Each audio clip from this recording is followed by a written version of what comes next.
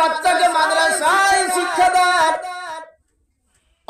অন্তত আদর্শ শিক্ষাটা আপনি দেন, ফরজিয়াত শিক্ষাটা আপনাকে দেন। বাচ্চাকে ফরজিয়াত শিক্ষা দিলে ওই ছেলে কোনদিন ডাকাতি করবে না, চুরি করবে না, অন্যায় অপরাধ করবে না। যদি অন্যায় অপরাধ করে থাকে, একদিন তার ভিতরে কোরআনের জ্ঞান থাকার কারণে মালিকের শাহী দরবারে এমন ভাবে কান্না করে তওবা করবে, রব্বুল আলামিন এই অপরাধগুলো করেছিলাম, আল্লাহ তুমি ক্ষমা করে দাও, আল্লাহ তুমি মাফ করে দাও। কেন আল্লাহর কাছে ফরিয়াদ করে তওবা করবে? তার কারণ হলো ওর ভিতরে কোরআনের জ্ঞান আছে, হাদিসের জ্ঞান আছে। ও বুঝতে পেরেছে এটা অন্যায়, এটা অপরাধ, এটা সত্য, এটা মিথ্যা, এটা ভালো, এটা খারাপ।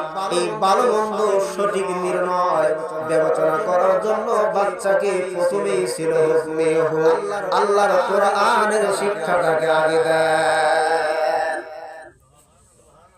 আপনি যদি আপনার বাচ্চাকে আল্লাহর কোরআন শিখাইতে পারেন, হাদিস শরীফের মধ্যে আল্লাহর রাসূল বলেন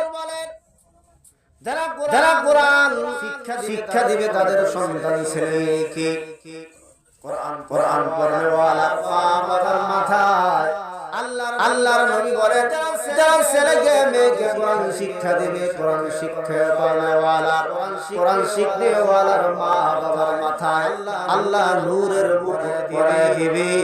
যে নূরের মুকুটের আলোতে ওরা হাসরের ময়দান আলোকিত হয়ে যাবে। আপনি যদি কোরআন শরীফ শিখতে পারেন আলহামদুলিল্লাহ শিখবেন, তেলাওয়াত করতে জানলে তেলাওয়াত করবেন, নাইলে ছেলেকে কোরআন শিখান, মেয়েকে কোরআন শিখান। আপনি যখন দুনিয়া ছেড়ে যাবেন, এই ছেলেটা যখন কোরআন তেলাওয়াত করবে, এই মেয়েটা যখন কোরআন তেলাওয়াত করবে, নামাজের পরে যখন দুই হাত খানা মালিকের দরবারে উত্তোলন করবে, চোখের পানি ছেড়ে দিয়ে আপনার জন্য যখন মালিকের দরবারে ফরিয়াদ করে কান্না করবে, এই সন্তানের কারণে রব্বুল আলামিন আপনার কবর আযাবকে মাফ করে দিয়ে আপনার কবরটাকে আল্লাহ শান্তিময় করে দিতে পারে। আমার ভাইরা, একদম দরিদ্র পরিবারের একটা ছেলে,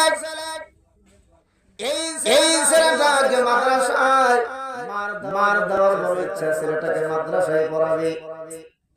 কিন্তু বাচ্চার মা একদিন বলে বাবা আমি তোকে মাদ্রাসায়